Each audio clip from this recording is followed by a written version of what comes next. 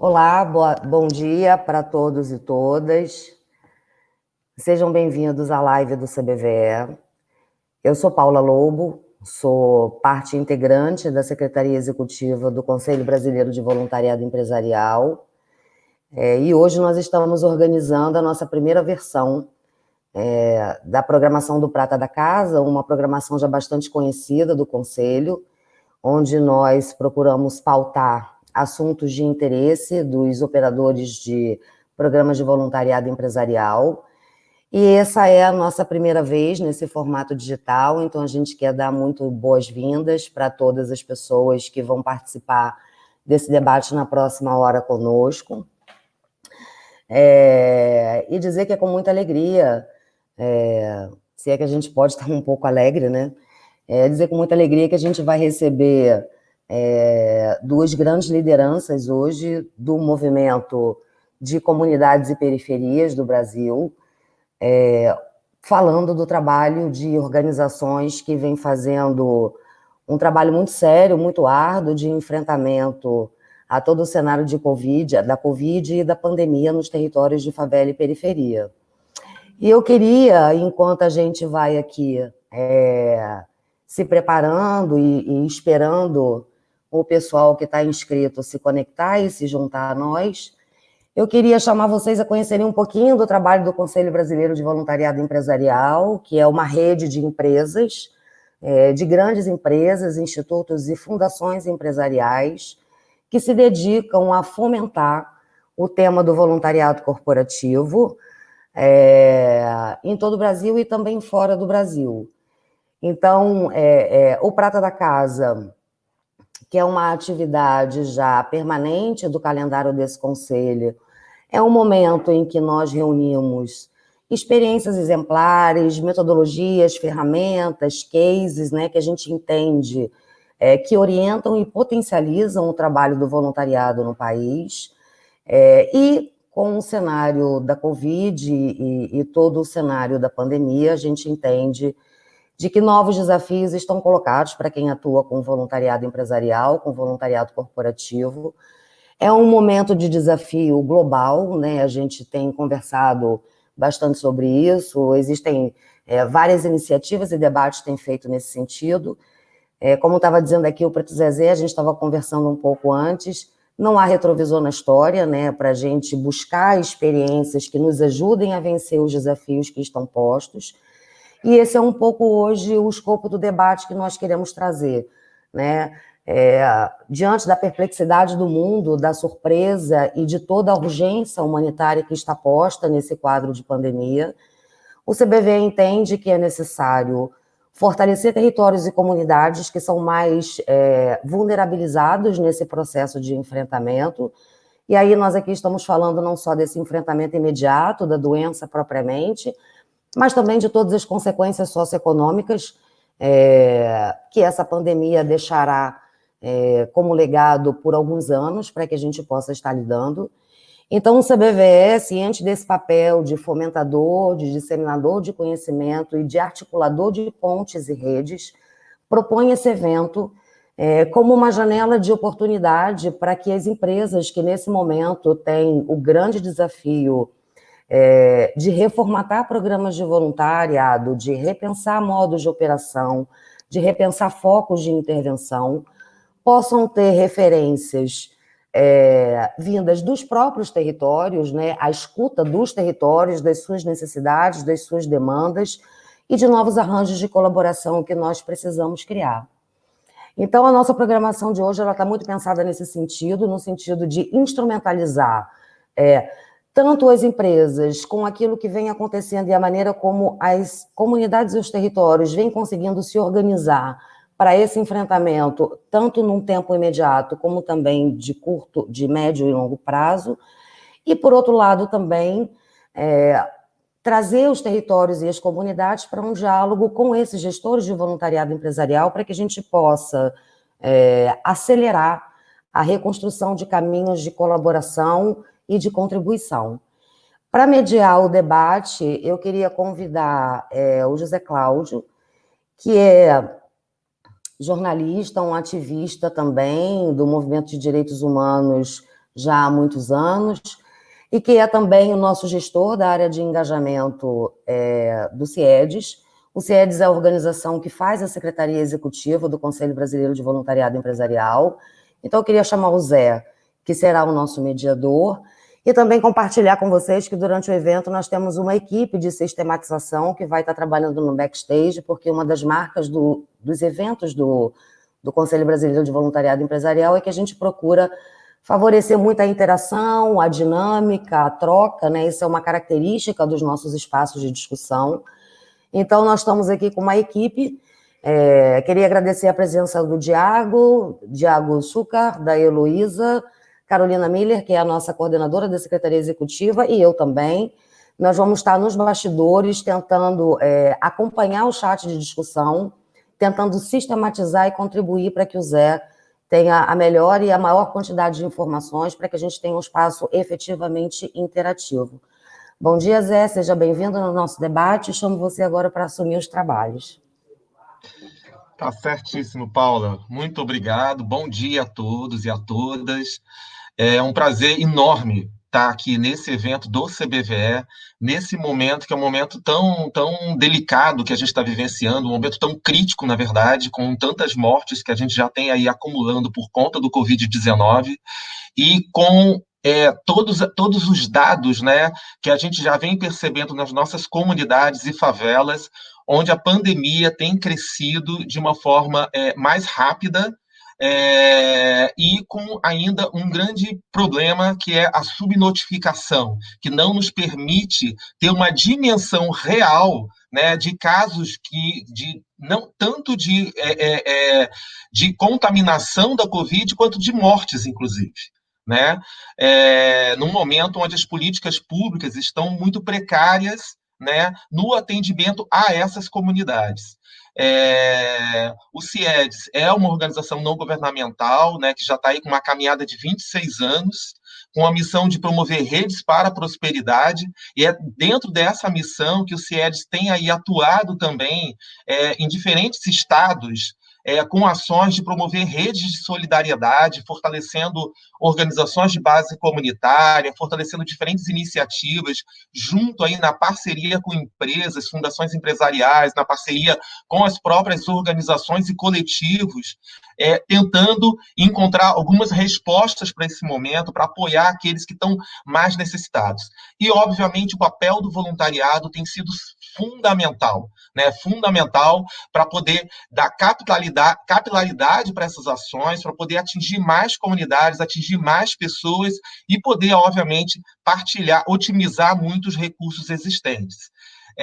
E para a gente poder estar falando, né, sobre esse contexto que está afetando aí as nossas comunidades, inclusive entender de que forma, né, o voluntariado pode ter uma ação cada vez mais efetiva. A gente está aqui com dois convidados especiais, dois convidados que estão aí, ambos, né, integrando um movimento articulado e amplo, né, nacional, de articulação das comunidades e favelas. Então, a gente tem o Preto Zezé, né, que está à frente da coordenação estadual da CUFA Ceará, né, e que foi eleito presidente nacional da entidade, né, e a gente vai ter também o Gilson Rodrigues, que é coordenador nacional do G10 das favelas, né.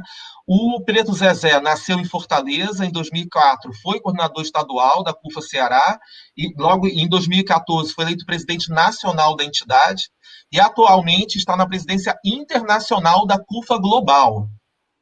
Na sua trajetória foi blogueiro do site G1 e repórter do quadro Vida Real, talentos da comunidade da TV Verdes Mares, afiliada da Rede Globo. Preto Zezé também é autor do livro Selva de Pedra, A Fortaleza Noiada, uma pesquisa oriunda do documentário Falcão, Meninos do Tráfico, do Celso Ataíde MV Bill, onde é relatado o circuito do crack e os seus danos sociais. Já o Gilson Rodrigues, o Gilson é coordenador nacional do G10 das Favelas, presidente da União de Moradores e Comércio de Paraisópolis e presidente do Instituto Escola do Povo.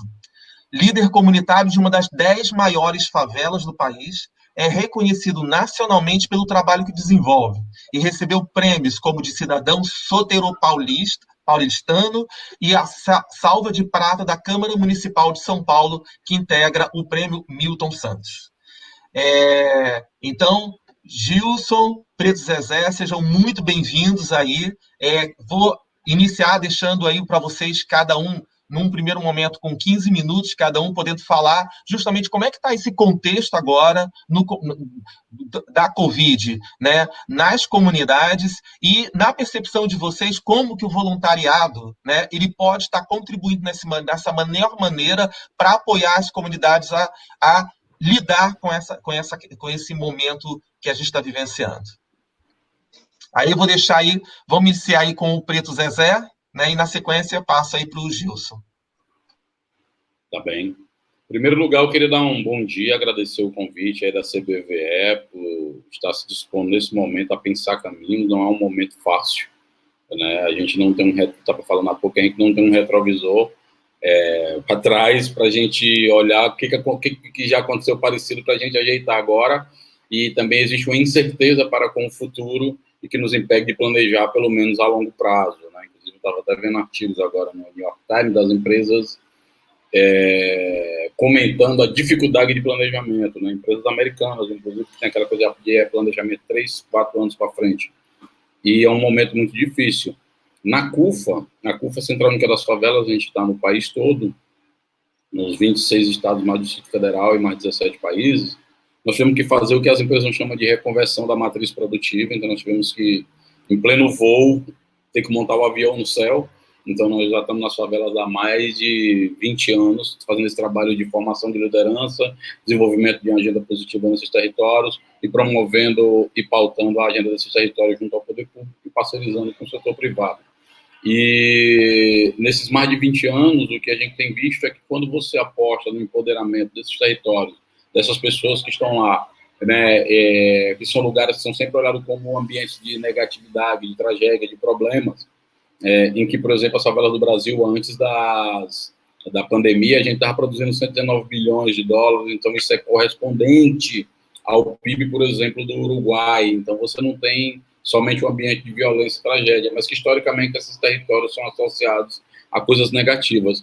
Mas você tem aí uma potência enorme que a gente nunca capitaliza, que a gente não amplifica, e com isso impede que o país se desenvolva. Porque eu estou falando de um volume de consumo que reflete também a geração de riqueza, o poder de produzir riqueza, e que não pode ser resumido somente à relação de compra e venda. A gente poderia estar estabelecendo outra relação com as empresas, para que a gente pudesse, inclusive, amplificar a renda para oportunizar e ampliar, né, benefícios, a gente criar mais oportunidade para esses territórios e tirá-los da invisibilidade. A invisibilidade, digamos, é um fenômeno em que somente a polícia vê esses territórios, as pessoas que moram lá, e que a gente poderia discutir que tipo de relação a gente vai ter melhorada para contribuir, inclusive, para que o Brasil, principalmente, tenha foco numa agenda pública de redução das desigualdades. Então, hoje nós estamos, nesse momento da pandemia, as nossas sedes viraram um verdadeiro centro de distribuições, CDs que a gente tem no Brasil todo, sendo a interface entre quem mais precisa e as empresas que querem ajudar com escala e foco. A gente está com mais de 100 mil pessoas em todo o Brasil, em todas as regiões do país, e já mobilizamos aí, atendemos em torno de 2,5 milhões de pessoas, mobilizamos uma média de 100 milhões de reais entre material de higiene e limpeza, alimento, ou diretamente transferência de renda através de um programa específico que eu vou falar depois, chamado Mães da Favela, que é esse que está aqui atrás.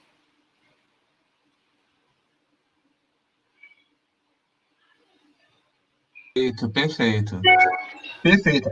Destacar aí algo que você traz, que eu acho que é fundamental, né? A gente só reduz desigualdades ampliando oportunidades, né? E o que a gente já tem percebido já numa caminhada longa aí dos movimentos populares, dos movimentos comunitários, é que as comunidades populares, as favelas, elas estão cheias, né? Cheias de grandes oportunidades que estão ali, de grandes potencialidades, né, e que precisam ser melhor olhadas e consideradas, né? Infelizmente, a sociedade, né, principalmente por conta de todos os conflitos, né, de segurança pública que a gente vem percebendo aí por conta, muitas vezes, por uma ação equivocada de política de segurança pública, que só traz notoriedade para o espaço popular, para a favela, no campo da violência, e torna invisível todas as potencialidades que estão ali presentes, né? Tanto no campo dos empreendimentos populares, como também da própria organização social e da rede de solidariedade que está ali presente, né? E aí eu vou chamar agora o Gilson, né, para poder entrar aí nesse papo e trazer aí a sua visão sobre esse momento e sobre como, né, que a gente pode estar aí com o voluntariado fortalecendo essas iniciativas. Gilson, bem-vindo. Olá, obrigado. Primeiro, agradecer ao Conselho pela oportunidade de poder falar aqui, de ter tanta gente reunida para tratar esse tema favela durante a pandemia, ao Preto Zezé da CUFA, a Cláudio, Zé Cláudio, né? Todo o Conselho.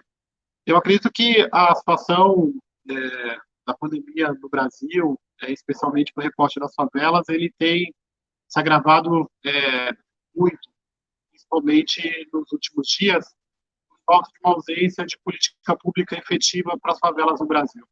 Nós temos acostumado, no último período, a mostrar para as empresas as favelas como uma potência de desenvolvimento, como uma potência transformadora, em que os moradores são agentes da sua própria transformação, principalmente nos últimos anos, em que a favela começou a empreender e que essa sensação de que a favela estava prosperando começou a aparecer nos institutos de pesquisa, começou a aparecer o PIB das favelas, e aí a gente nasce, enquanto G10 das favelas, para inspirar tanto as empresas quanto a população a se transformar através do empreendedorismo, mostrando não só as dificuldades, os desafios que a favela tem, mas mostrando a potência de organização, de mobilização, e que juntos nós somos muito mais fortes na prática, principalmente no contexto do G10, economicamente, porque no ano passado, em 2019, essas 10 favelas reunidas pelo G10 faturaram 7 bilhões de reais.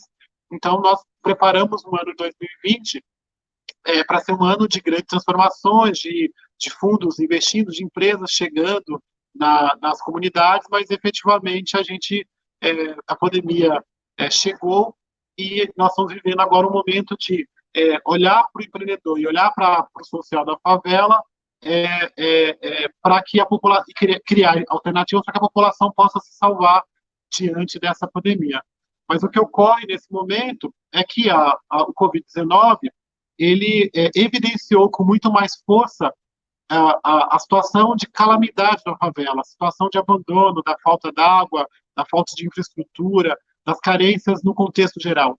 Se antes, a partir do bloco do G10, nós estávamos nos organizando a partir de um pensamento em que as favelas estão empreendendo, se transformando, sendo geradoras de empregos, e como inspirado, inclusive, no G7, G20 dos países ricos, considerando que essas favelas também são ricas, elas estão juntas, a gente passou a olhar este mercado que estava crescendo como um mercado que pode ser uma alternativa para ajudar a população numa situação de desemprego, de crise, se a gente efetivamente criar uma política pública que atenda essa população e que crie formas de fazer isso. Mas, na verdade, o que nós temos visto é uma situação muito maior de abandono, uma situação de que a favela tem sido ignorada, é como se 14 milhões de brasileiros não existissem nas favelas deste país, e é como se nós não tivéssemos problemas, né?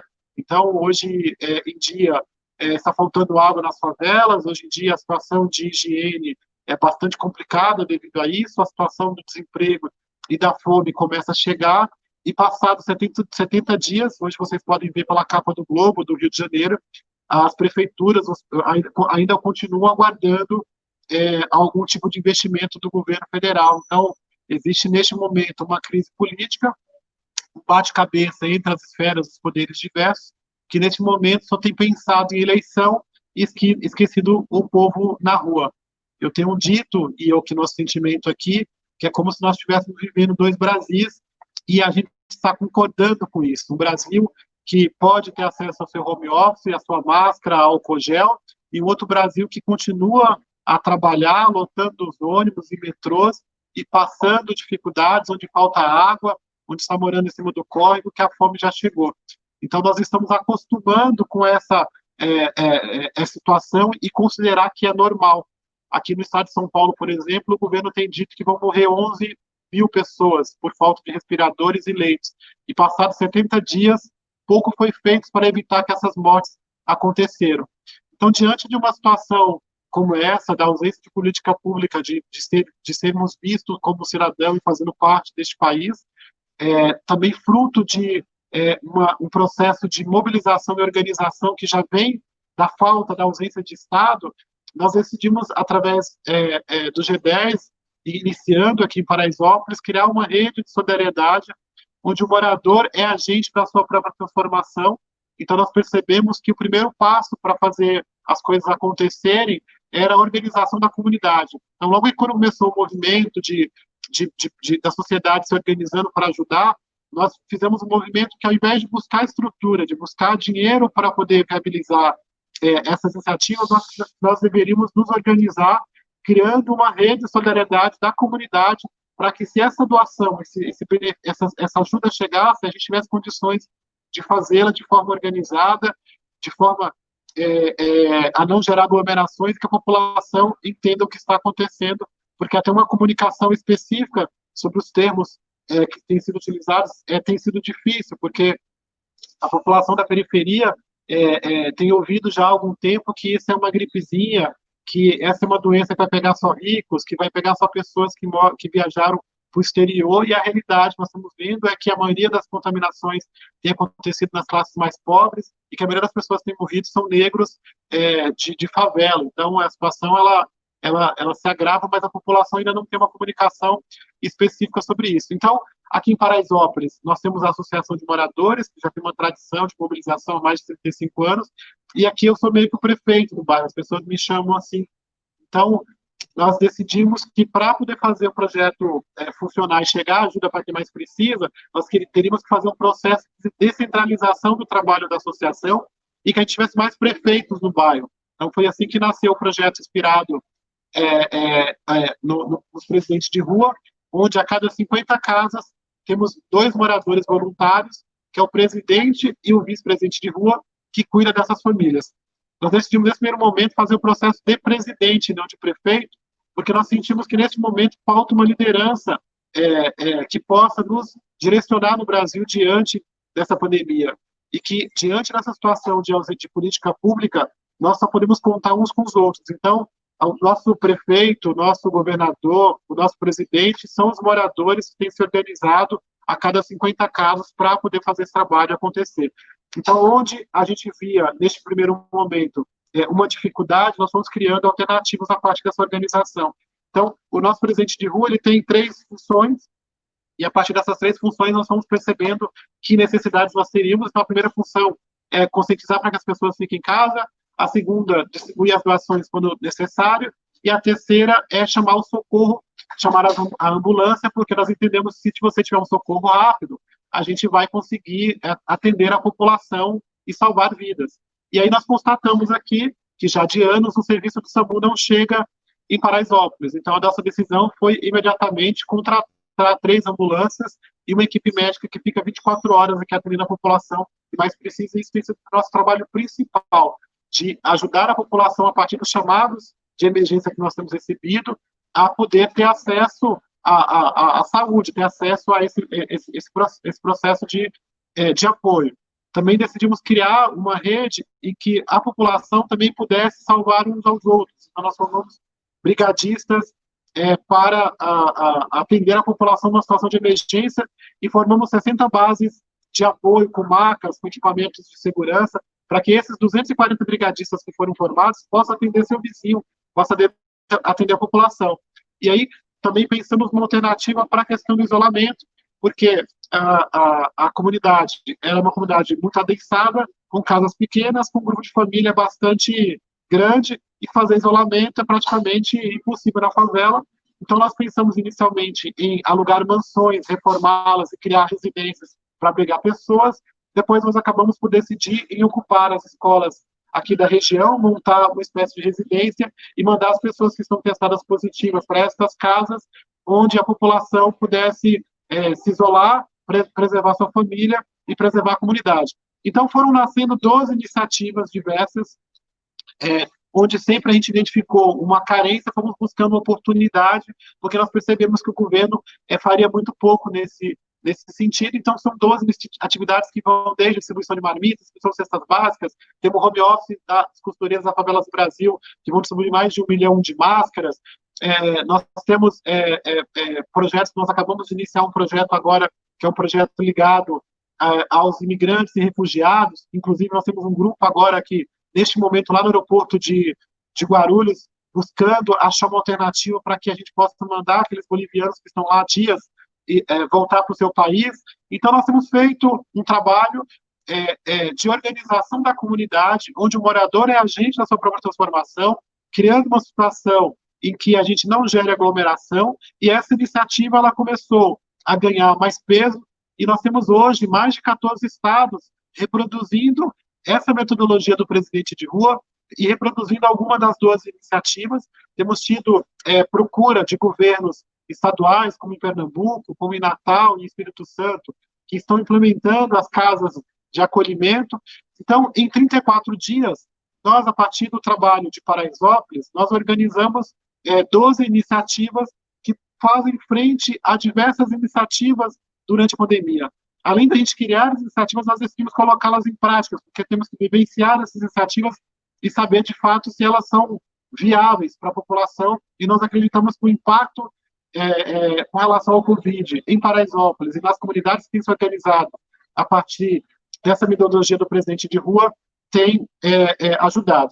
E aí, para poder concluir, eu quero dizer que, neste momento, a sociedade civil, as empresas, as pessoas, os voluntários, eles têm tomado as rédeas da pandemia neste Brasil. Né? Sem a sociedade civil organizada neste momento, a situação do Brasil estaria ainda pior. Nós estamos caminhando para ser o primeiro, ganhar o primeiro lugar no maior número de contágio e o maior número de mortes, infelizmente. Então, a sociedade civil, se não estivesse atuando neste momento, a situação estaria muito mais agravada. Então, nós precisamos contar com o apoio dos voluntários, das empresas, das pessoas que têm se organizado, das pessoas que têm podido ajudar, para que esse trabalho das periferias, seja os trabalhos do G10, os trabalhos da CUFA e de outras organizações que têm atuado, possam se manter de pé. Nós tivemos, durante o mês de abril, uma grande mobilização de pessoas e empresas, principalmente nos primeiros 15 dias, de pessoas ajudando. Depois esse processo foi diminuindo, e aí chega no mês de maio, com algumas pequenas contribuições, só que o trabalho está aqui, ele está crescendo, e nós estamos apenas no início de uma crise que achávamos que seria apenas por 3 meses, mas que, na verdade, vai durar o ano inteiro. Então, que a gente possa se mobilizar, que a gente possa criar condições para que a população possa salvar, e que vocês que estão nos vendo, que são do Conselho de Voluntariado, que estão assistindo a esse trabalho, nos ajude de 2 formas.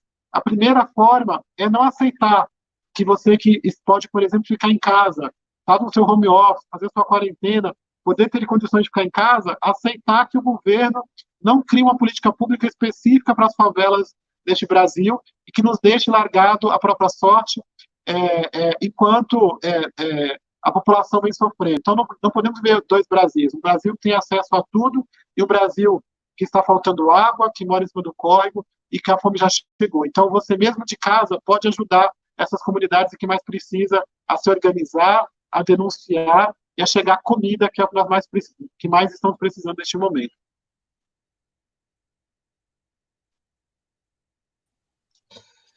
Perfeito, Gilson, perfeito. É importante destacar, né, Gilson, na sua fala, a importância que é a mobilização e a articulação da própria comunidade. né? E a gente percebe aí que quando essa comunidade ela tem essa capacidade de se mobilizar, de se organizar, até para poder receber esse voluntário, né? Ela consegue direcionar melhor de que forma a ação desse voluntário pode estar atendendo às reais necessidades da comunidade, né? E aí é nesse sentido, né? Eu também quero, e aí eu queria chamar aí o Preto Zezé novamente para, nessa perspectiva da própria organização, né, da CUFA e do próprio G10, né, que traz essa perspectiva de mobilização e de organização para fora da própria comunidade, né, quer dizer, integrando diferentes comunidades. Como é que vocês estão vendo hoje, né, essa capacidade de mobilização e organização das comunidades, considerando que a gente sabe que a gente ainda tem aí no nosso país muitas favelas, muitas comunidades que não têm a mesma capacidade de mobilização e organização e até de visibilidade, né? Então a gente tem aí algumas comunidades que ficam muito notórias, né, que conseguem se mobilizar. Então eu queria ouvir de vocês como é que está essa dificuldade e principalmente também é possível o voluntariado apoiar nesse processo de organização comunitária?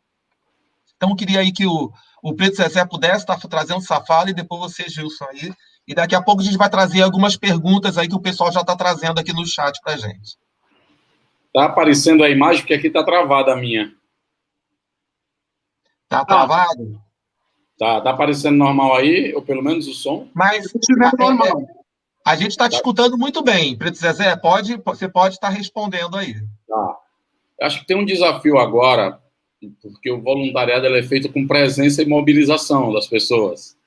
E nós estamos num momento de isolamento social. Então, nós vamos ter também que repensar como inovar nessa prática e como construir possibilidades que sejam capazes de transformar as ações e enfrentar os desafios que nós temos. Uma das coisas que nós estamos percebendo e que nós vamos querer manter é que está sendo muito importante essa parceria sociedade civil e setor privado. O Justo acabou de citar uma série de iniciativas e é impressionante como você tem uma alteração na condução do comportamento do setor privado em relação a essa situação. Não sei se alguns por emergência, outros alguns porque estão preocupados, enfim, eu não quero fazer a classificação desse comportamento, eu quero ressaltar aqui a importância que é agora, nesse momento, no momento que o país politicamente passa por um momento muito ruim, as pessoas estão muito descontentes com a política e o que existe de política está muito perdido numa disputa de poder, de grupos, né, que lutam para ficar no poder, e a agenda da sociedade ela está meio que de lado, porque parte dela foi sequestrada por interesse desses grupos políticos e ficou ninguém cuidando dessa agenda. Se você vai numa favela hoje, o Justo pode também confirmar isso aí, você tem a gente trabalhando e mais quem? A igreja evangélica, talvez seja o outro grupo que está lá nas favelas. Mas você nem nota a presença do Estado, você nem nota a presença de outros colaboradores, e nesse momento, contraditoriamente, no momento mais caótico do país, a gente consegue construir uma parceria permanente em torno de uma agenda de enfrentamento de desigualdades, com essa cara emergencial da comida, do alimento, da transferência de renda, que está conseguindo dar formato a um novo fazer, a um novo ativismo, a uma nova...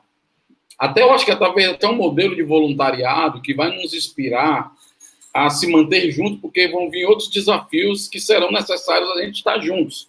Então não dá para passar a crise do Covid e todo mundo voltar para casa, diante do Brasil, que todo mundo está sendo testemunha agora do que é, de populações que não têm acesso à água, que não têm acesso a sabonete, alimentação. Nós vamos ter um quadro econômico muito difícil, que, de novo, convoca o voluntariado a estar junto, que é o quadro de desemprego. Tudo indica que nós vamos para 20 a 25 milhões de pessoas desempregadas. Se você multiplica isso por 4, você vai ter mais ou menos 100 milhões de pessoas passando necessidades extremas. Então, já que essa pessoa não vai ter emprego, pelo menos como é que ela tem uma renda e como é que ela não passa fome? É um desafio para a gente.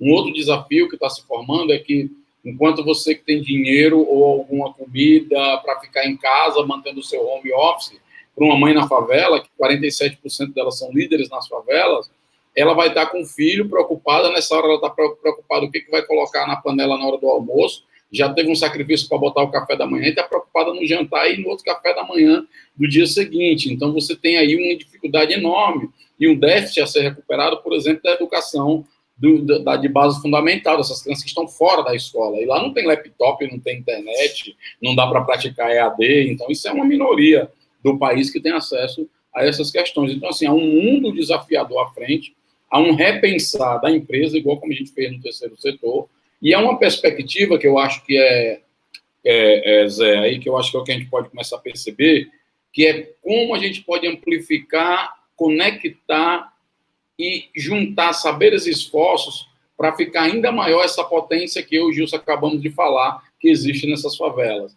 Então, como é que eu qualifico melhor, como é que eu somo, o que é que o voluntariado tem que dar para somar com essas agendas, porque em algum momento também a gente vai se desencontrar, que é super normal, a gente tem que ter muita paciência, porque é um momento de aprendizado mútuo, é um momento que é novo para todo mundo, não é um cenário fácil, porque nas favelas hoje, se você olhar, as pessoas falam, mas a dificuldade do isolamento e tal, socialmente a favela já é isolada de direitos, a maioria deles.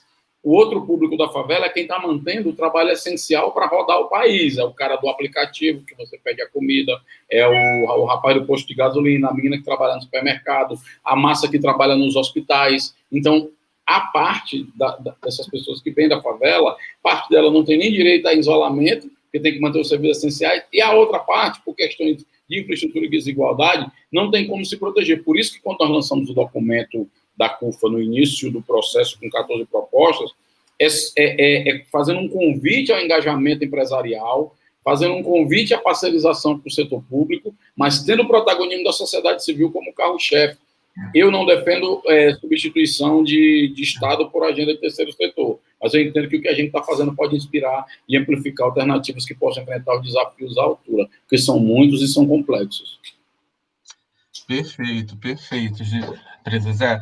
E, Gilson, eu vou deixar você falar, mas eu quero também já trazer para você uma pergunta que a Ellen Pereira está trazendo, né, a partir da sua fala, se já é possível identificar em Paraisópolis, né, a partir dessas iniciativas implementadas nesses 34 dias, algum controle da doença. Primeiro, com relação à mobilização das comunidades e aos voluntários, a gente, aqui em Paraisópolis e no G10, nós temos sempre buscado nos inspirar a partir do exemplo. Então, nós estamos sempre procurando criar iniciativas e aplicá-las para que elas realmente possam ser espelhadas, né, que elas possam ser reproduzidas para quem quer que seja. Então, quando a gente falou, bom, é possível organizar a comunidade a partir de um mapeamento e eleger voluntários, moradores que cuidassem de famílias aqui nesse processo, a gente começou a fazer isso e foi dando certo. Então, hoje, o grande legado que vamos ter em Paraisópolis é um conjunto de 1.450 voluntários moradores que têm se organizado para ajudar as 50 famílias que ele tem cuidado, né? Então, seja os brigadistas, seja os presentes de rua. Então, isso é uma coisa que eu nunca tinha visto aqui em Paraisópolis e que eu achava que era difícil de fazer. E foi muito difícil no primeiro momento, fazer as pessoas entenderem que essa organização dos presentes de rua, que encontrar 50 famílias que fossem vizinhos e organizassem, fosse uma coisa para muito além da distribuição da cesta básica. A cesta básica era uma consequência de chegar nas mãos, mas que o mais importante era que a gente pudesse estar organizado para um ajudar o outro. Então, hoje nós temos um conjunto de 1.450 voluntários moradores de Paraisópolis e outros 201 voluntários de fora de Paraisópolis que têm ajudado nesse processo de mobilização e organização e colocado a mão na massa, efetivamente. A partir disso, e dessa ideia sendo aplicada, e da divulgação que a gente acabou tendo, muitas outras comunidades no Brasil começaram a nos procurar para entender como é que vocês estão fazendo, como é que funciona essa história de presidente de rua, né?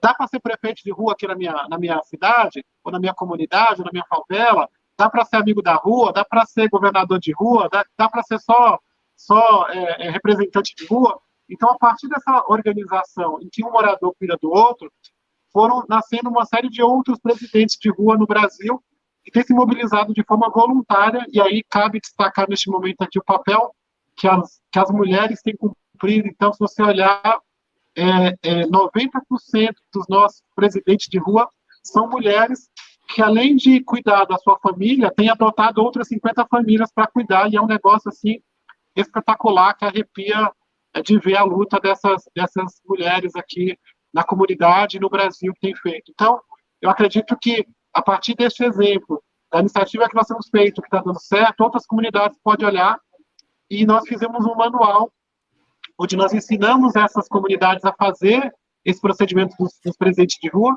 e colocar em prática essas 12 iniciativas. Como nós entendemos que cada comunidade tem suas especificidades, tem comunidade que vai lá e quer implantar o centro de acolhimento, outras querem fazer as marmitas das Marias, outras querem produzir máscaras.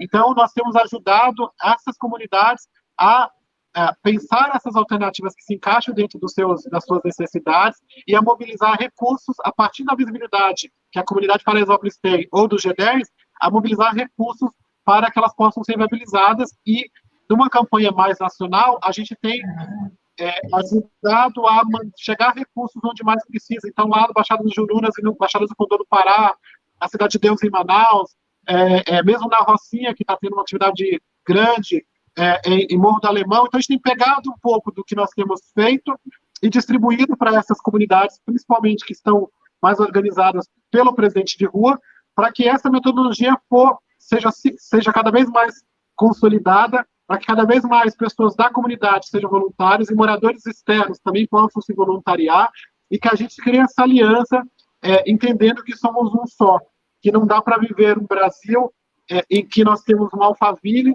e uma Alfavela, em que a gente aceite que uma parcela da população tem que morrer para que outra possa viver. Então, nós estamos brigando aqui para que este corpo seja uma unidade e que a gente cobre dos poderes ações efetivas para que salvem vidas, mas que também a gente faça a nossa parte. Então, eu tenho feito um exercício e eu tenho sido um crítico das iniciativas em que a população tem sido cobaia a nível estadual, federal e estadual, né? Mas eu tenho feito um processo de mobilização em que nós estamos fazendo a nossa parte. Então, ninguém pode dizer que nós não estamos trabalhando. Então, nós estamos desde o dia 19 de março trabalhando, e em 34 dias, a partir do dia 19 de março, nós levantamos 12 iniciativas, todas financiadas a partir da iniciativa privada, e os resultados, respondendo já a pergunta, eles são visíveis, porque o número de casos nas favelas em que nós estamos atuando, ele é menor, a conscientização da população é maior, nós já começamos a perceber uma mudança de comportamento com as pessoas que podem ficar em casa, ficando em casa, uma mudança de comportamento das pessoas começando a usar máscaras, porque elas estão tendo acesso a isso. Então, nós estamos dando a oportunidade, através da organização e do voluntariado, que as pessoas possam criar condições para que ela e a sua família sofram menos essa pandemia. Eu tenho dito aqui, e sido bem sincero na nossa rede, de que todo mundo vai pegar. Algumas pessoas vão sofrer mais e outras vão sofrer menos, e nós temos que cuidar para que a população que vai sofrer mais, vai ser mais atingida, possa ter oportunidades para chegar no hospital e poder ter acesso ao serviço. Então, nós criamos casas de acolhimento, nós estamos brigando para ter um hospital de campanha, nós estamos cobrados e tal. Eu acredito que, a partir dessa iniciativa, das coisas concretas que têm acontecido e da visibilidade que a gente pode gerar a partir dos resultados concretos, outras comunidades vão olhar para a gente e vai falar, cara, se Paraisópolis está conseguindo fazer, se Coroadinho está conseguindo fazer, se a Rocinha está fazendo, se o G10 faz e a CUFA está fazendo, é possível a gente se organizar e fazer também. Então, nós estamos mostrando, neste momento, que coisas que antes eram dadas como impossíveis para quem morava na favela, hoje é possível. Então, seja lá quando a gente falava sobre empreendedorismo, seja no combate nessa luta da pandemia, e quando falava, não, vocês vão morrer, não tem jeito, mesmo a favela é assim, nós estamos criando alternativas e mostrando, é possível a gente se unir, as vidas das favelas importam, as vidas negras importam nesse momento, nós temos que nos organizar, nos mobilizar e criar soluções para que a gente possa superar essa pandemia. Me preocupa muito, o Preto Zezé já falou desse assunto, que daqui a alguns dias nós vamos viver no Brasil uma situação de guerra. Eu acho que existe um cenário sendo desenhado para que a população vá para a rua, uns de um lado, outros de outro, todos em defesa de um Brasil melhor, e este Brasil melhor vai causar uma situação de guerra no Brasil, uma crise ainda maior, e que vai atingir concretamente ainda mais as favelas neste momento. Porque toda vez que o cenário político cria uma situação e existe uma crise, principalmente voltada para a saúde, parece que a pandemia, ou que o vírus, eu lembro da história do vírus da gripe, quando teve uma crise, parece que o vírus sumiu, que não tem mais vírus. Então me preocupa daqui a pouco, a partir de domingo, as manifestações se intensificarem e as pessoas pararem de falar do Covid, e pararem de falar das necessidades, e principalmente parar de ajudar, porque é assim que a gente tem vivido no Brasil. Muda a pauta, as pessoas esquecem do que está acontecendo. Então eu peço ao CBVE, aos voluntários, às pessoas que estão nos assistindo, que continuem nos ajudando. Nós decidimos aqui em Paraisópolis que nós queremos lutar pela vida neste momento, fazer chegar a ajuda para quem mais precisa neste momento, e são as pessoas mais carentes, são os refugiados que estão precisando de ajuda agora, e nós não podemos iniciar um processo de crise no Brasil sem que mesmo essas pessoas que têm ido para a rua, e eu acho que é importante, nós também fomos para a rua na manifestação, ajude a pressionar e a criar condições para que a população que vai morrer, porque o anúncio é esse, assim, vão morrer milhares de pessoas, e está todo mundo achando que é normal, sem a gente considerar que as pessoas vão morrer, sem ter uma alternativa de se salvar. Então, isso está sendo feito. Perfeito, né, Gilson? Acho que você chama atenção aí para um ponto importantíssimo, né, que é as pautas permanentes, né? A gente tem aí algumas pautas que a gente não pode permitir que essas pautas se esqueçam, né? A gente sempre tem aí situações novas que chegam e acabam abafando, né, por conta da própria ação da mídia, né? E a gente cai no esquecimento, como, por exemplo, a própria pauta do racismo, né?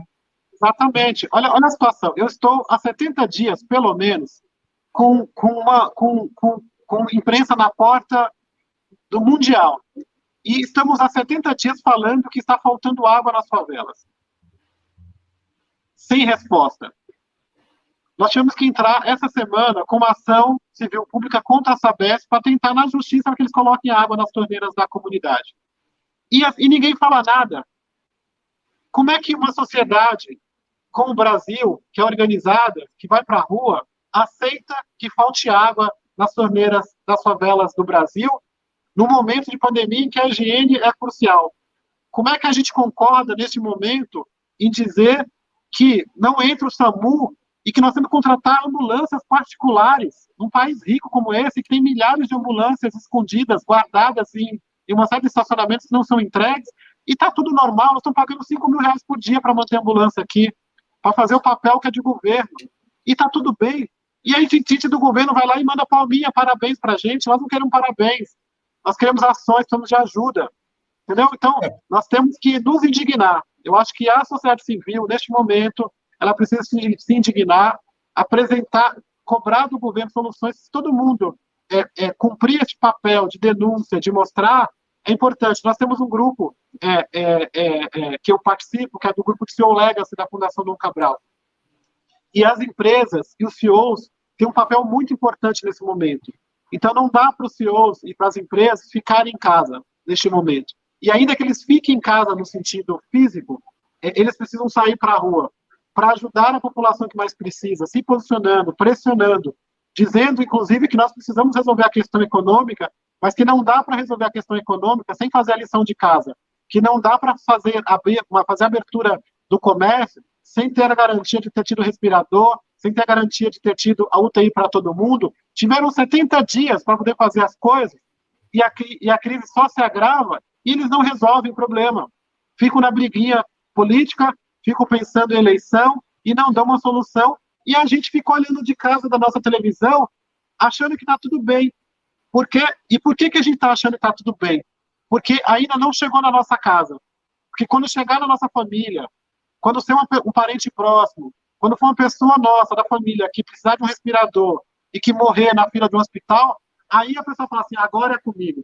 Então nós não podemos nos mobilizar a partir do momento que chegar na nossa casa, que chega nosso vizinho. Nós temos que olhar para as milhares de pessoas que morreram, para as 1.300, mais de 1.300 pessoas que morreram ontem e falar, é comigo. Não Perfeito, podemos Gilson, admitir perfeito. uma coisa como essa.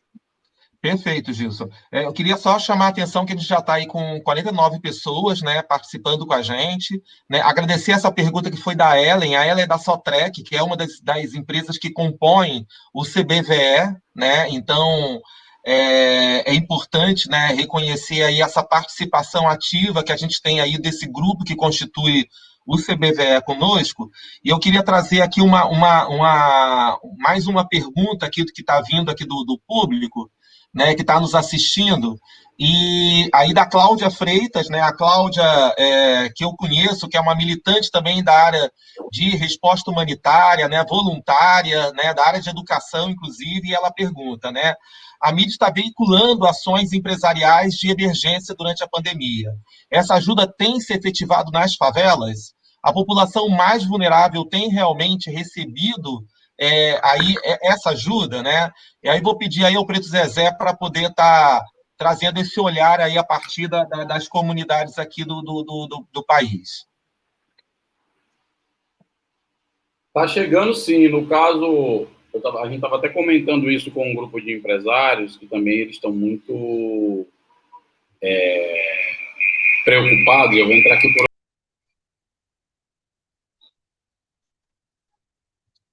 Está vendo só a tela verde? Você caiu. Está vendo só a tela verde, agora eu estou vendo vocês normal. Nós estamos discutindo, inclusive, com um grupo de empresários, como é que a gente constitui aquele movimento permanente, porque a gente mobilizou uma quantidade de empresas, grandes empresas, né, significativas, que têm, inclusive, bases nacionais, como Unibanco, como as suas fundações, né, através do GIF, Itaú, você tem desde sistema econômico a grandes empresas, tipo do Pode JBS, até Volvo, que colocou à disposição da gente 200 automóveis para a gente fazer a logística de entrega. E o que nós estamos agora focando é que eu tenho um avião lotado de carne, mas eu tenho que ter combustível para esse avião voar e tenho que fazer essa entrega qualificada de acordo com o que eu acordei com o meu parceiro, que me procura porque ele quer a efetividade da entrega desse material realmente na mão de quem precisa. Então, quando eu estou colocando essa estrutura, quando eu estou montando, eu tenho que ter combustível, eu tenho que ter carro, eu tenho quem entrega, eu tenho quem seleciona a cesta, que monta o cadastro. Isso é uma logística que é pesadíssima para você manter isso. Então, ontem mesmo, a gente conseguiu uma doação, uma parceria com a Boticário, em que a gente mandou 10 mil álcool em gel para Manaus para entregar em tribos indígenas, por exemplo. Então, assim, essa escala, esse network que a CUFA tem na favela, acaba que as grandes empresas também procuram, porque elas estão em vários estados. Vou dar um exemplo. A gente fez agora uma entrega de gás, que foi... O negócio aqui está ruim de pregar. Que foi a entrega de gás de 38 mil botijões de gás. A gente colocou em 26 estados. Né? Então, 38 mil botijões entregue diretamente. A gente chega nos estados e vê que nem os municípios estão fazendo essas coisas, nem o poder público está fazendo essas ações. Por isso que eu acho que hoje, assim, essa articulação, o Justo já citou aí uma parada de coisas, que está sendo feita quando o setor privado ele parceriza com isso, no sentido de fortalecer e amplificar esse protagonismo, a gente tem tido resultados melhores, mais rápido, e principalmente cuidando, que é uma preocupação que a gente tem, de manter esse protocolo da segurança para nem comprometer a saúde das pessoas que estão trabalhando na nossa rede, nem as pessoas que vão receber os benefícios que a gente está levando. Então, você tem uma ideia, enquanto a Caixa Econômica estava batendo cabeça, nós apoiamos 80 mil mães no Brasil num processo de transferência de renda chamado Mães da Favela, que é através do aplicativo da PicPay. Tem a empresa Acesso Digital como parceira, que tem através de reconhecimento facial e você não tem como fraudar, sem fila, sem pegar em dinheiro, ou seja, risco de contaminação bem menor, muito mais rápido. Inclusive, no mês de maio, conseguimos antecipar o mês, que seria para o final, para o início do mês de maio, por causa da data do Dia das Mães. Então, assim, tem muita coisa feita. Inclusive, esse modelo está sendo adotado pelo governo do Estado de São Paulo, através da Secretaria de Educação, o secretário Rosselli, que tem uma verba que é da merenda, que não, como não tem como dar, então você transfere via essa mesma tecnologia. A gente também validou junto ao poder público. Então, assim, mesmo que timidamente, o poder público começa a chegar junto nessa expertise que foi criada dessa junção de potência e articulação das favelas com força, né, e pressão do setor privado. Eu acho que é fundamental e penso que a gente não devia deixar que essa parceria se fizesse quando tudo ficar meio um quadro menos pior ou menos favorável ao vírus.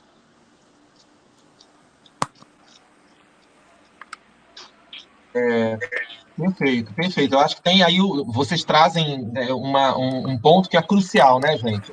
A rede de solidariedade às comunidades e às favelas é uma rede de solidariedade que tem que ser protagonizada pelas favelas, né? Valorizando a escuta e a voz da favela e da comunidade, né? Isso eu acho que é um ponto importante, porque muito, né, da sociedade tem uma visão de que é o outro que chega de fora que sabe dizer o que é o melhor para a comunidade, é o que é o melhor para a favela, é o que é melhor para modificar, trazer o bem-estar para aquelas pessoas que estão ali, né?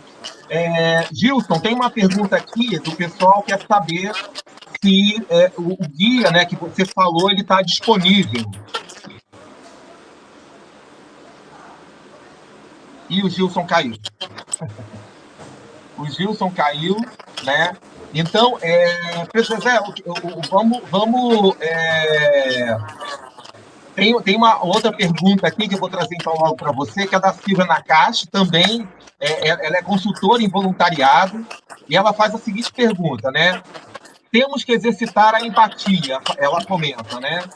Vocês acreditam que precisaríamos de mais entendimento de como chegar com a solidariedade e o voluntariado nas comunidades e atender quem está nesse momento mais vulnerável? Com certeza, porque como é novo para todo mundo, então nós vamos ter que aprender juntos, nós vamos ter que desenvolver tecnologia juntos, porque mudou a forma de fazer as coisas, né?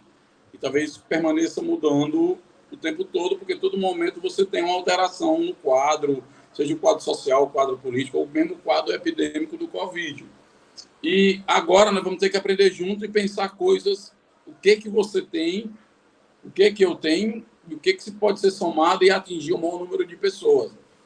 Inclusive, acho que a gente devia criar ambientes agora, porque como tem muita coisa acontecendo muito rápido, sistematização. Nós, no caso, temos um Instituto Data Favela, né, que é uma parceria nossa com o Instituto Locomotiva do Renato Meirelles, que todos os meses a gente realiza pesquisa. Inclusive, nós realizamos agora uma pesquisa sobre impacto na economia das favelas, realizamos uma pesquisa sobre as mulheres na favela, e agora está saindo uma sobre percepção de políticas públicas e dessas ações, e também na questão do racismo no Brasil e desigualdades. Para quê? Para poder balizar a ação que nós estamos realizando na ponta. E na medida que esses dados e essas ações elas começam a repercutir fora da favela, você começa a agregar muitos parceiros. E aí eu acho que entra na resposta da nossa amiga, colocou, que é da necessidade de inovação do fazer com foco na questão social. Então, acho que vai ser novo para a gente aprender junto. Assim, eu penso que, como o setor privado já está bem consciente do papel dele, de como ele está colaborando, você tem, por exemplo, o Itaú, que colocou 1 bilhão no fundo específico para a saúde. Você nunca teve isso na história do país. Isso é novo. E abre esse fundo para um acesso da sociedade, lógico, controlado, com grupos qualificados, com médicos, com pessoas do porte, doutor Drauzio Varela e tal, e que a gente está lá também discutindo como é que influencia, como é que controla coisa na ponta, mas são espaços, que aí espaços como esse aqui do CBVE, eles criam para a gente trocar saberes e somar esforços. Então, acho que isso vai ser uma coisa, a gente tem que ter um pouco de paciência, porque o clima gera muita ansiedade, as dificuldades e a problemática, né? Nós estamos tendo aí mais de 1.300 pessoas morrendo por dia. O Brasil já é o foco mundial da epidemia, né? O epicentro. Há uma confusão entre os governos públicos estaduais e municipais com o governo federal, que também atrapalha muito a comunicação, né? Você vê essas aberturas, elas geram verdadeiras sensações de liberação. Isso vai ter um impacto, né? No Ceará já teve, morrendo mais de 300 pessoas por dia. E foi a abertura agora, segunda-feira. Isso impacta na gente também. Então, a gente vai ter que estar todo tempo pensando junto como é que vamos juntar saberes, como é que vamos desenvolver expertise, como é que vamos sistematizar tecnologias para poder amplificar e replicar em grande escala. Acho que é um momento de muito aprendizado, é tenso, é dificultoso, é desafiador, mas é um momento de muito aprendizado também. Perfeito, perfeito. Gilson, você tinha caído, né? E aí a gente está trazendo aí a pergunta da Silvia. A Silvia Nakashi, que é parceira nossa do CBVE, né? E a consultora na área de voluntariado. E ela traz um ponto bem importante, né? Que é sobre essa necessidade de exercitar a empatia, né? E perguntando, né, se vocês acreditam que a gente precisa de mais entendimento de como chegar com a solidariedade e o voluntariado nas comunidades e atender quem mais nesse momento está na situação de vulnerabilidade, né? Quer dizer, como que a gente faz para sensibilizar melhor, né, as pessoas para esse processo de voluntariado? Eu acredito que a sociedade civil ela tem se mobilizado nesse sentido, mas eu acho que a melhor forma de fazer isso é fazer isso de forma aberta, desburocratizada e sem preconceitos. Eu tenho visto, eu tenho acompanhado, e a gente tem, até por conta do presidente que fala bastante, eu tenho, de alguma forma, despertado nas pessoas alguns sentimentos ruins. E mesmo na situação de pandemia, pessoas que querem ajudar, elas vêm carregadas de uma série de preconceitos e de achismos de pessoas que, às vezes, só leram um livro sobre a favela e que, na prática, não pisou lá. Então, tem pessoas, por exemplo, de doação, que o caminhão não entra aqui e a pessoa está doando bastante coisa para as favelas. Eu falo, cara, mas como é que você está arrecadando recursos para a favela se o caminhão não entra? Porque tem medo. Então, que esse processo começa, né, de que falta um pouco mais de diálogo, de aproximação, de interpretação. Eu vejo muita gente pensando, preciso levantar os dados, eu preciso qualificar melhor isso, eu preciso colocar os números aqui para fazer medida no impacto. Então, tem muita gente preocupada com os números, fazendo que o processo burocratize e demore, só que a fome não espera. Então, a gente tem vivido aqui, tem coisas que eu estou esperando há mais de um mês, porque não se chega no entendimento, porque depois que sair da norma sair. Então, eu falo isso assim, bem abertamente, porque essa é a minha característica. Então, nós temos que estar preocupados neste momento em ajudar o outro. Não fazer como o governo tem se escorado na sociedade civil. Eu percebo assim, tem muita coisa aqui que o governo quer dizer que é ele que está fazendo. Na verdade, ele está se aproveitando uma situação de uma ação para dizer. Então, nós estamos fazendo muito pouco.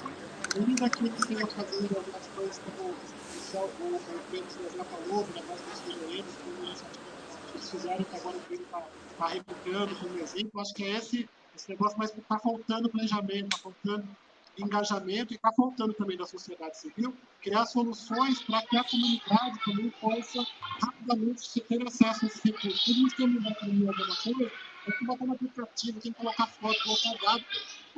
A pessoa vai ficar 5 horas... Desculpa te interromper, é que sua voz está ficando muito distante, a gente está tendo dificuldade de escutar você. Né? Até perguntei aqui para ver se era só comigo, mas está difícil para melhorar. Aí melhorou agora. Eu acho que talvez seja algum mau contato aí do seu microfone, alguma coisa. Porque estava muito boa e depois deu uma melhorada. Agora deu uma melhorada. Está muito boa agora ou está mais ou menos? Agora tá bom. Tá bom. Quero que fique muito boa. Eu estava dizendo que é um momento da gente desburocratizar.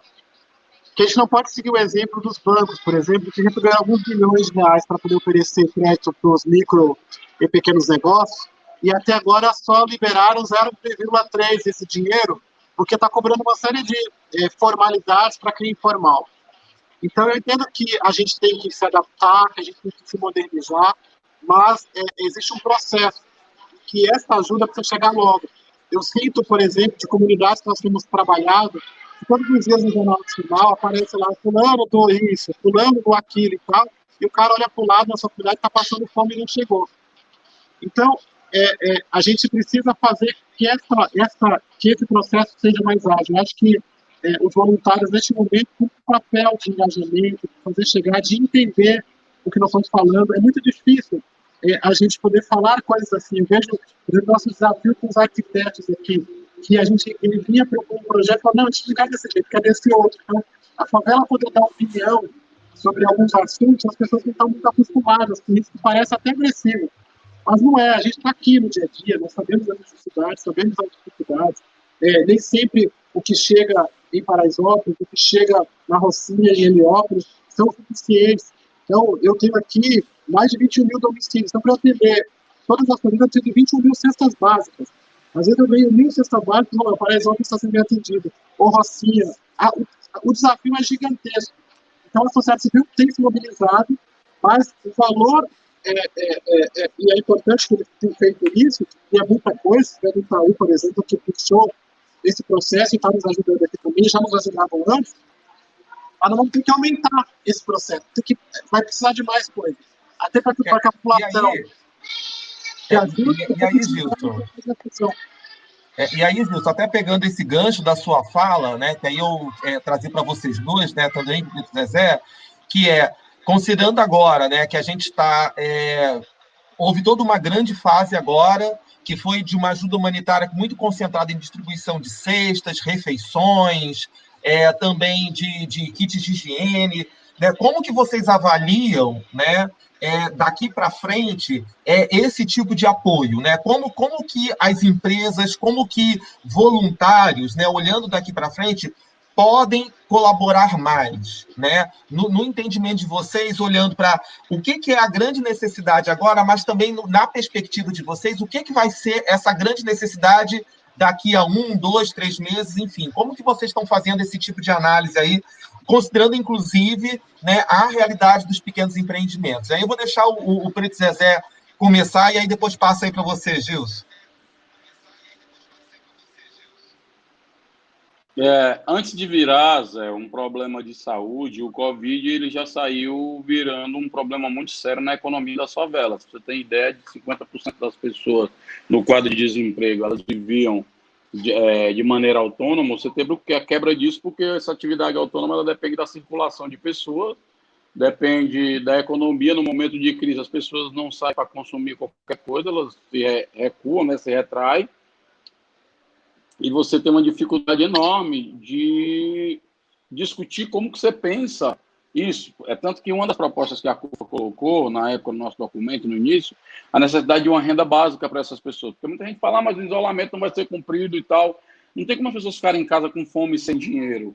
Quando a gente coloca essa proposta, é inclusive para que a economia não sofra tanto, para que as pessoas mantenham o isolamento, para que a gente consiga minimamente reduzir os indicadores, mas que também as pessoas não sofram, porque, como eu falei antes, o isolamento social dos direitos sociais das pessoas já é muito grande. E aí, no Covid, ampliá-los ainda mais, sacrificar essas pessoas.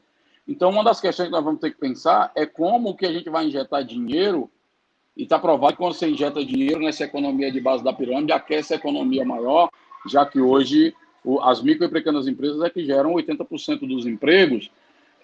Como é que o voluntariado ele se insere fortalecendo essa agenda maior? Porque hoje tem um monte de agenda, tudo é importante nesse momento, mas se você perguntar para mais da metade da população, para elas o que é importante agora é dinheiro no bolso, comida na mesa e um pouco de saúde. Isso para poder passar essa tempestade. Nós vamos viver um momento difícil, tudo indica que aí nós vamos ter muita gente desempregada, 25 milhões, 20 milhões, talvez tenhamos uma recessão aí na queda do PIB de 2 dígitos, e a gente sabe geralmente quem paga a conta quando essas questões acontecem. O que nós estamos tentando fazer é que o voluntariado também seja não só um braço de ação, mas também um braço de manter um debate sobre a importância de uma agenda pública de inclusão e combate à desigualdade. Eu acho que é um elemento novo para o voluntariado, porque muitas vezes o voluntariado é o quê? A empresa tem a sua missão, a sua visão, né, os seus eixos estruturantes, o voluntariado trabalha dentro dessa linha, mas que como as empresas hoje elas estão nessa questão emergencial, a tendência é que diminua, porque as empresas também vão começar a perguntar, sim, mas e aí a economia? Sim, mas e aí o governo? Sim, mas e aí as políticas públicas? Né? Porque vai vir essa pressão, porque o Estado é que tem condições de atender em maior escala, porque ele está em todos os lugares. Então é necessário que a gente aproveite o voluntariado para engrossar esse movimento de aproximação, porque parte das pessoas que estão no voluntariado, elas exercem cargos de influência dentro dessas mesmas empresas. Perfeito.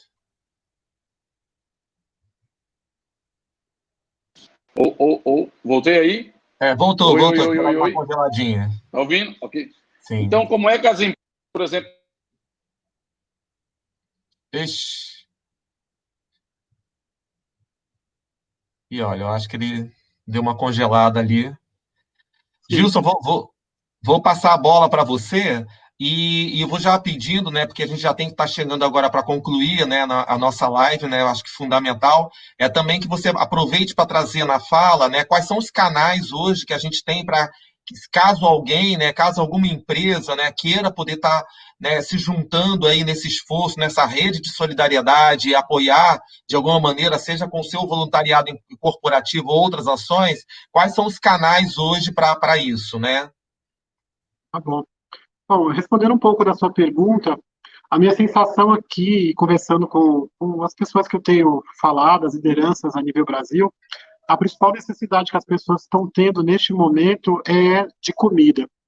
É duro poder dizer que está faltando comida na mesa das pessoas e que a gente precisa ter que pedir comida para poder sobreviver nesse período. E que a gente está tendo que escolher entre ter saúde e ter comida na mesa, porque as pessoas começam a voltar para as ruas, se arriscando por conta de um prato de comida, por conta de necessidade de não deixar seus filhos passarem fome.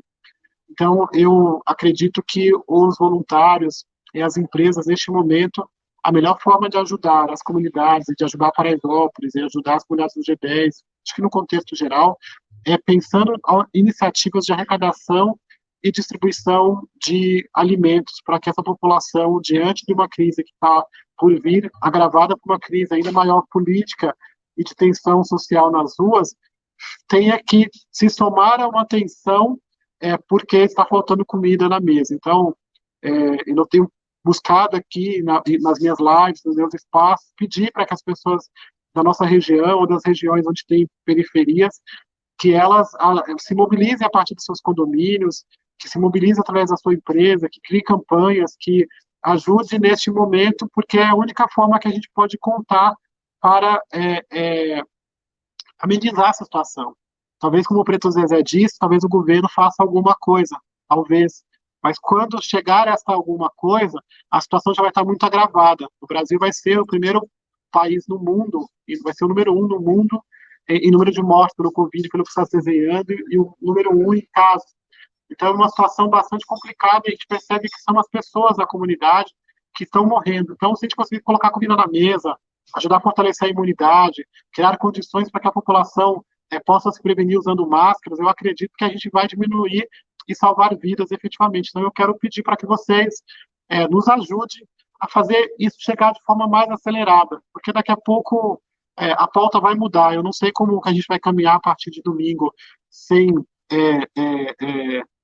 essa sociedade poder nos olhando como está nos olhando neste momento, né? Eu tenho falado e apontado muito essa coisa dos governos, da crítica, porque é um ano de eleição e que parece que eles todos sumiram, né? Eu posso falar isso, eu não sou candidato, eu não sou filiado, eu não sou, sabe assim? Então, eu acho que é um momento em que nós temos que nos unir, que a sociedade tem que dar respostas, cobrar respostas do governo, mas com ações até que o governo consiga acordar. Eu acho que o governo ainda não acordou, porque uma parte dele ainda tem apoio da sociedade que concordando com opiniões como essa, de que a morte é natural e que todo mundo vai ter essa hora.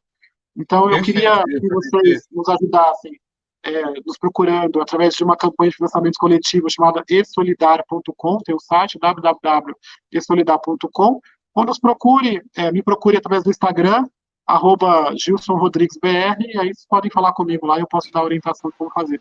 Muito obrigado a vocês pela oportunidade de estar aqui, a todos os voluntários, ao Preto Zezé, parabéns pelas iniciativas, espero que a gente possa estar sempre juntos aí nessa luta para as periferias do Brasil. Bora, Gilson. Perfeito, Gilson. Apesar de que eu ainda tenho mais uma questão para a gente poder fechar para vocês dois, mas eu vou pedir eu já vou trazer a questão, né? E já vou pedir para o Preto Zezé responder e também trazer, Preto Zezé, os seus contatos aí, que canais para caso alguém queira né, poder estar contribuindo, né, com todo esse esforço que vocês estão desenvolvendo. E, nesse sentido, vem também aí uma pergunta, que é do Washington, da CEMIG, que também integra o CBVE, né, e o que ele traz é o seguinte, né, as empresas tendem a apoiar ações de voluntariado à distância. A importância das doações é inegável, né, diante das dificuldades de acesso à internet e equipamentos levantadas por vocês, como programas de mentoria, atendimentos, aconselhamentos online são recebidos pela comunidade. E aí a pergunta dela é justamente essa, né? Como que vocês avaliam nesse momento, apesar de toda essa a gente reconhecer que tem essa dificuldade de acesso à internet, como vocês veem que pode estar contribuindo programas de mentoria, atendimento e aconselhamento online, que podem ser oferecidos aí pelo voluntariado corporativo, né? Tá. Hoje a gente já tem, inclusive, na medicina, no caso, os consultórios online, né? A gente está utilizando muito isso, já tem muita gente engajada. Desculpa. Já tem muita gente engajada nesse processo, então acho que é mais essa coisa da formação à distância. Eu acho que é o tal do novo normal, que a gente vai ter que utilizar e muito, né? Vamos ter que fazer uso dessa ferramenta digital de internet, mas para isso nós temos que ter internet nos lugares. Para isso nós temos que ter lugares com computadores, nós temos que ter acesso a essas questões, até porque você vai ter a parte de educação à distância durante um bom tempo, até que essa coisa dê uma estabilizada, possível da gente retornar para o convívio, né, presencial. A outra coisa é como é que eu tenho que passar esse primeiro momento. Eu tenho que passar esse primeiro momento de emergência, mas eu já posso planejando e fazendo algumas coisas agora. Vou dar um exemplo. Você tem hoje grande dificuldade das pessoas acessarem, no caso do benefício do governo federal, a quantidade de problemas com informação, com forma de aderir, com as pessoas de dificuldade com a internet, com a não intimidade com termos, com questões, né, de aplicativo e tal. Isso poderia ter sido um trabalho, e a gente fez muito, inclusive, aqui na CUFA, de ajudar as pessoas a acessarem isso. E isso também vai ser o novo normal. Como é que eu estimulo o melhor uso da questão da internet, das tecnologias, né, digitais nesse processo? Então, assim, tem um planeta inteiro, um mundo, uma imensidão de iniciativas que podem ser tomadas. Para quem quiser conhecer mais a CUFA, é só entrar no site www.cufa.org.br, procura CUFA Brasil nas redes sociais também, e tem o nosso programa estratégico, porque nas favelas as mais atingidas serão as mulheres, ao mesmo tempo também elas são que têm o maior capital de reação, porque elas são líderes da maioria dos lares, que é www.mãe das favelas. Você vai ver o nosso programa de transferência de renda para essas mulheres, que impacta na economia, impacta na autonomia, impacta no empoderamento para evitar a violência doméstica que está acontecendo demais, impacta no cuidado das crianças. Enfim, as mulheres, elas são um redemoinho de esperança, de possibilidades junto a esse desafio dos Covid. Queria agradecer aí a CBVE, tá aí os contatos, na rede social, @PretoZezé, nós estamos lá. Muito obrigado por esse momento aí de aprendizagem e troca de saberes. Vamos junto. Beijão no coração, e Gilson, estamos juntos, fortalecendo, meu irmão, e a todo mundo que está aí se disponibilizando a fazer da solidariedade um elemento mais contagioso do que o vírus. Obrigado, Pedro Zezé. Bom, o Gilson caiu, né? né? Mas aí eu quero deixar. A internet não está colaborando. Pois é, né? Mas eu acho que é esse momento, é isso que a gente você acabou de trazer também essa realidade também da questão do acesso à internet que a gente vivencia, né? Mas certamente é mais um grande apoio aí que a gente tem, que a gente pode estar recebendo aí, e principalmente aí quando a gente está falando de como fomentar, como apoiar esses pequenos e médios empreendimentos que estão nas comunidades, e aí a gente sabe da força que o voluntariado corporativo pode ter nesse momento com essa mentoria voluntária. Então é fantástico poder contar com isso. E quero agradecer profundamente, então, Gilson, Preto Zezé, por esse ótimo diálogo, pelas grandes aprendizagens que a gente traz aqui, a gente constrói no diálogo com vocês, né, que nos permite estar revendo e aperfeiçoando toda a prática de voluntariado empresarial, né? Então, muito, muito obrigado, grande gratidão aí para vocês dois, para esse processo. E eu quero só fechar trazendo que hoje a gente vai...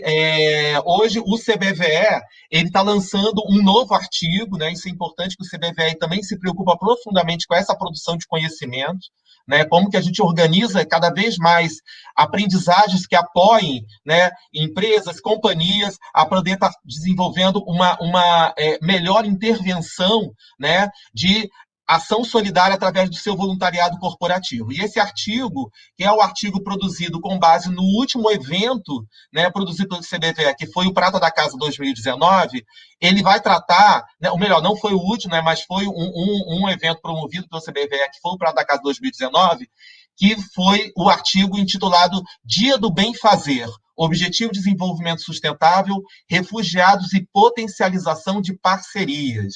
Né? Não, esse artigo, com base nesse dia, ele vai trazer justamente de um case que foi desenvolvido pelo Instituto Camargo Correia, né? Que é o Dia do Bem Fazer, e o artigo vai tratar sobre como o voluntariado vem se tornando uma dimensão de negócio corporativo, elevando o envolvimento à condição de estratégia, elevando o envolvimento à condição de estratégia para gerar um tipo de valor que se sobrepõe ao financeiro. Né? E o artigo já está disponível no site do CBVE, na área de publicações. E, pessoal, muito obrigado, né? Agradecer aí toda a equipe do CBVE, toda a equipe da Secretaria Executiva, que organizou de maneira com muito carinho, né, essa live que a gente está aqui hoje, né, em nome do CIED, que integra a Secretaria Executiva, dizer a nossa honra de fazer parte desse coletivo.